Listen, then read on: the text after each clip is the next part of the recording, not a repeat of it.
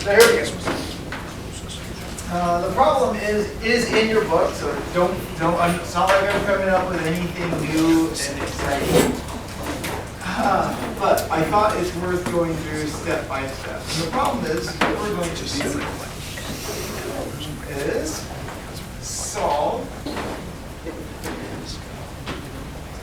We're going to solve y prime minus y equals cosine of t minus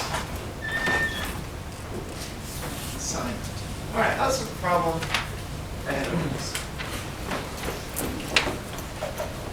Okay, first thing we want to do is write. We want to write our q of t, which is the right-hand side, as r cosine omega t minus. Some of you have asked about using theta. You could use theta. You could use phi. It doesn't really matter. I don't mind whatever you use as long as you're consistent. I'm just going to be consistent with the book, so to avoid any confusion to our reference. All right. Now, here's how we did this. We spent a lot of time proving and deriving all this in our last class. So here's the takeaway. Here's the takeaway. R comes from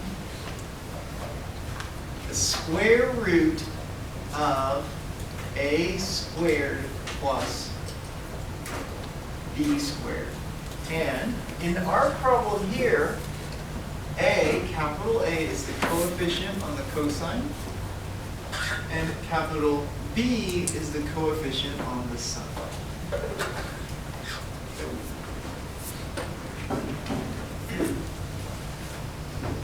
So what do? We write this as, so r equals the square root of a is 1, we're going to square it, plus b is a negative 1, we're going to square that, and that gives us the square root of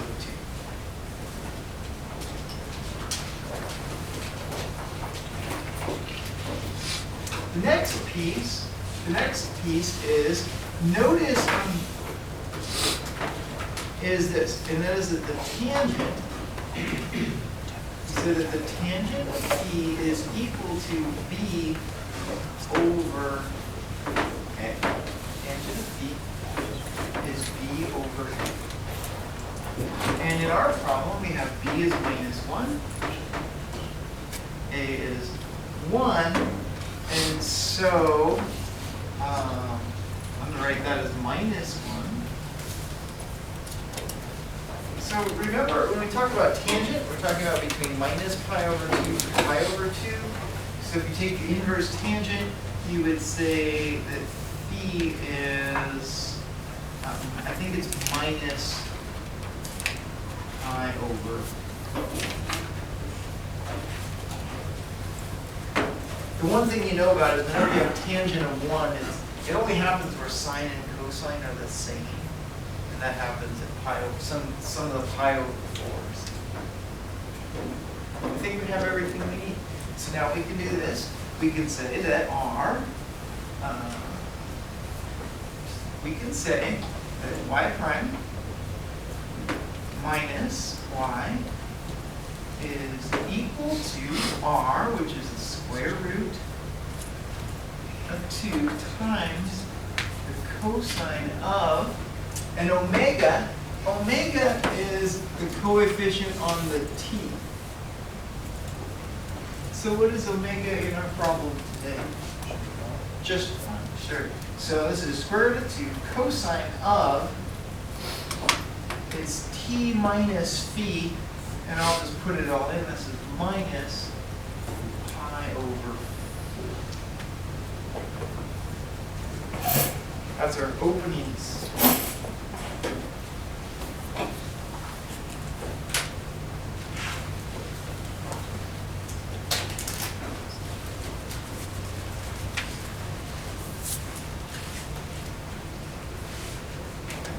So then, from there, we want to, now we complexify the problem.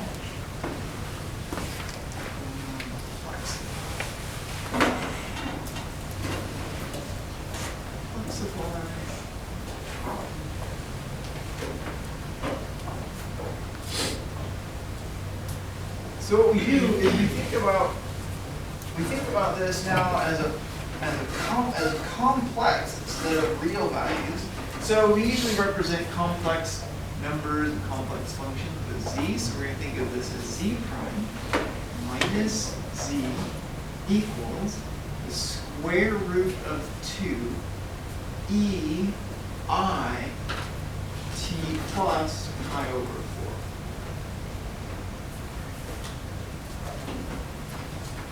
Okay, now you might be like, wait a minute, where did you get that? Well, what we did is, this is what part of that? It's the real part. So in the end, our solution is going to just be the real component of e to the I t plus pi over 4. That will be what we're going after in the end. And then, then what we did is we said, let's let z particular equal, we said some capital Z e I t plus pi over 4. And you can go through this process again. And it would work out just like you would expect. But what we found was this. We found that z, capital Z, is equal to the square root of 2 over, actually let me write the general form and then we'll write the specific one. So it's, in general, it's equal to R, capital R, over, and it's usually written as I omega minus A.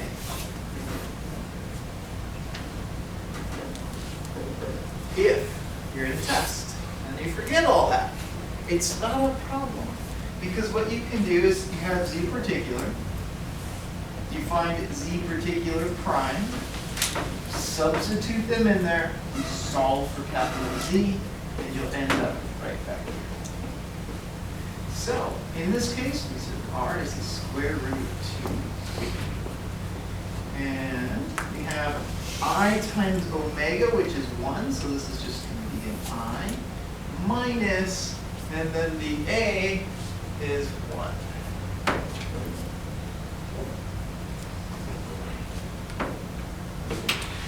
Yeah, Brent? Is there a difference between the lowercase a and the uppercase a? Yes, this is the lowercase a right over here. Oh. Yeah, that's a good question. And the uppercase a is the capital A, the capital letters go with the Q of T function. The lowercase ones are the coefficients on our y functions. That's a question. Would it be I plus 1 because it's a y prime minus y? It's actually whatever. The A, we're solving it. Actually, that's a good question. We're solving this form.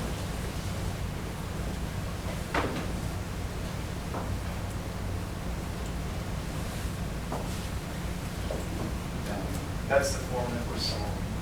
So if you could think of this as just minus these pieces just match, if you will. Understand?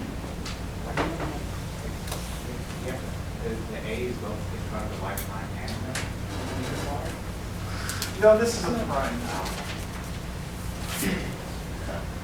This is an arrow. It didn't look very arrow-esque, did it? How's that? Okay, so let's keep going. I'm going to do one more step. There was a problem with z in this one. If I asked for the real components and the imaginary components, you can't find them as it's written here. So what we did is we said, well, we can multiply it by the complex conjugate of the denominator. So which is, you just change the sign on the imaginary component. So I have a minus I minus 1, and then a minus I minus 1. So let's multiply that out together, see what we get.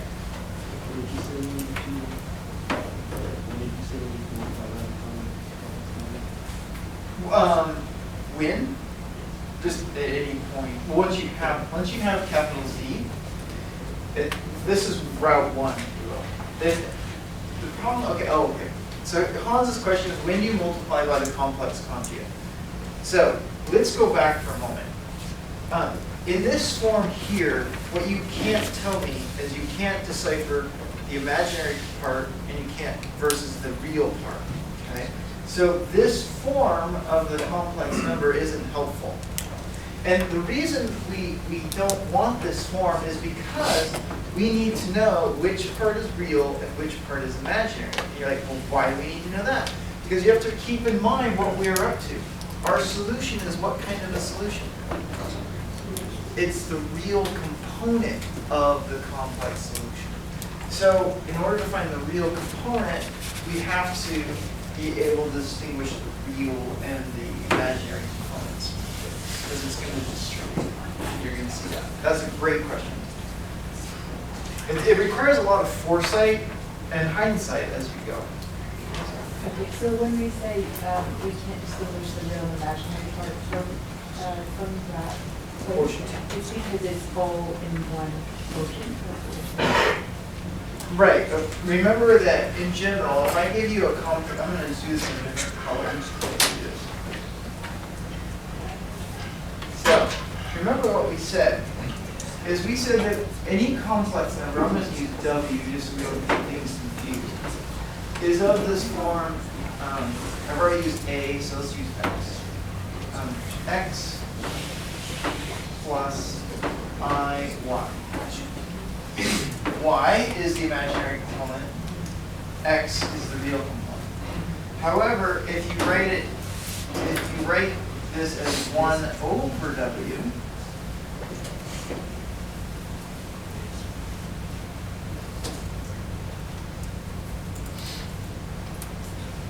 you don't know where the I is in the end. So if you watch, let's try it. So if I multiply by X minus IY, it's a good question. Then what I get in the numerator now becomes transformed up to here. It becomes X minus IY over X squared plus Y squared. So the real component, the real component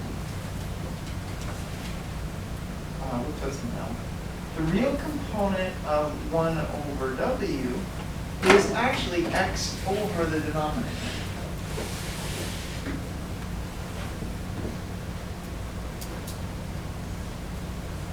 Yeah, so that was kind of my question. So we're kind of our point is to get it into a place where we have two terms that then we can break up both over the same common denominator, but one's real, one's not. Correct. Correct. Yeah, and the imaginary component would be Y negative Y over that. So I'll write them straight. That's so the imaginary component of 1 over W is equal to minus Y over X squared plus Y.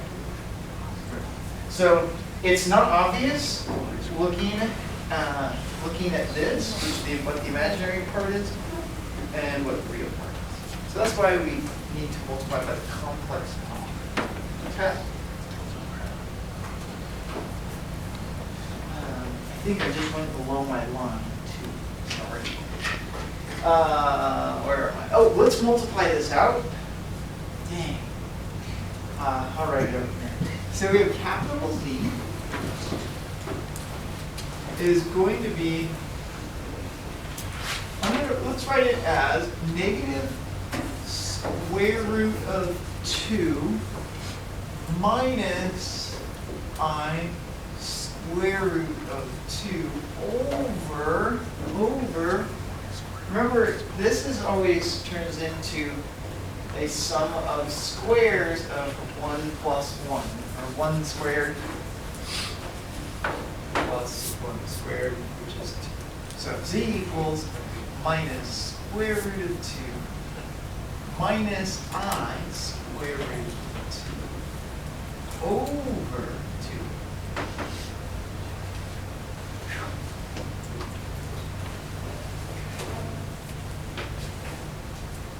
Let's see. All right, we are right here. We found z. Now what we need to do is find the real part of our solution. We're actually almost done. We're almost done. So let's write this out. So z particular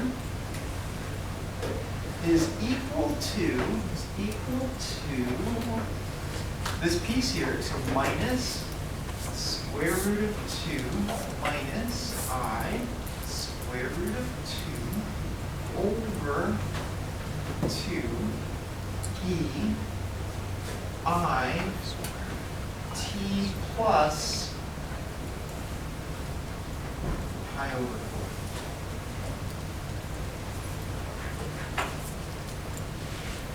4. But it gets better.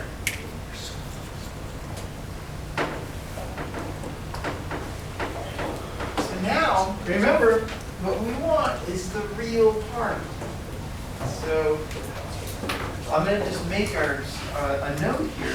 Remember,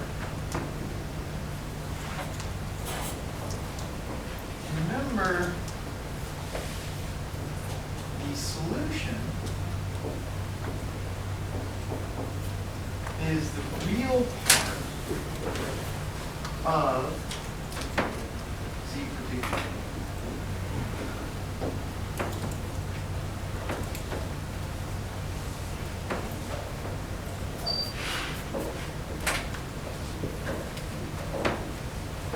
Okay, so here's what we do. We expand e. So I'm going to make this expand.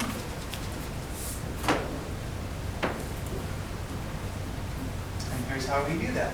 We write z particular is equal to, I'm just going to copy my coefficient, the square root of 2, oops, sorry, negatives, exact, equals a negative square root of 2 minus I square root of 2 over 2. Then a big set of parentheses times cosine of t plus pi over 4 plus I sine t plus pi over 4.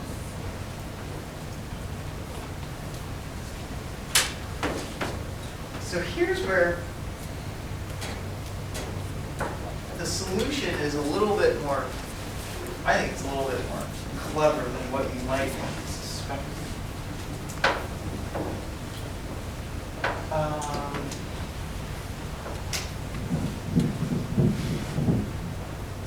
Hang on a second. I think.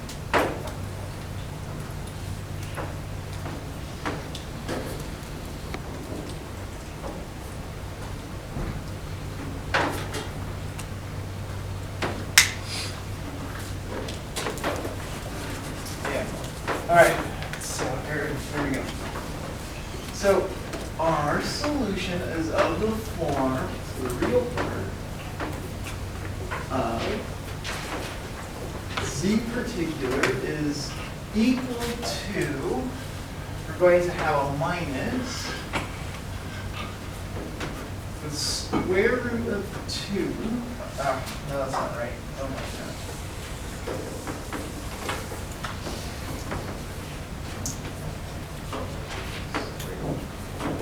Let me think. Oh, so, okay, let me go back. Notice this. We're going to distribute our, I'm going to just pull out a 1/2 right off the bat. And put my parentheses down. So when I take the negative square root of 2 and I multiply it by the cosine function, that's going to be a real solution, or a real component. When I take negative